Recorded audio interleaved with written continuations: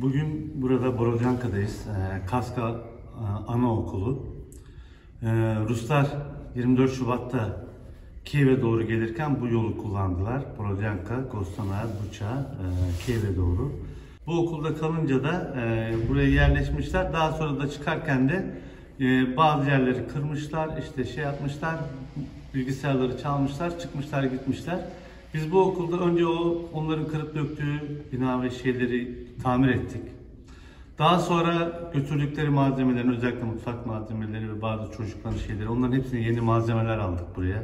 Donanım desteğinde bulunduk.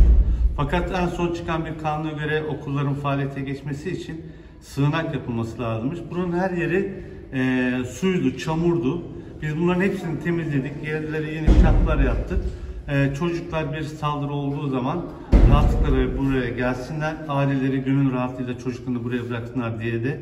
Bu okul 320 öğrenci kapasiteli, yatılı da var ama gündüz de geliyorlar. Sadece Borodyanka içinde değil, Borodyanka'ya bağlı köylerden de geliyorlar.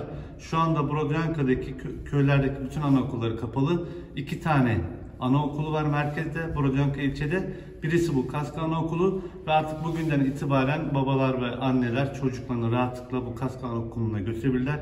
Çünkü sığınakları da var, malzemeleri de var, mutfak malzemeleri de var. Her şeyini tamamladık. Bugünden itibaren aktif olarak faaliyete geçebiliyor.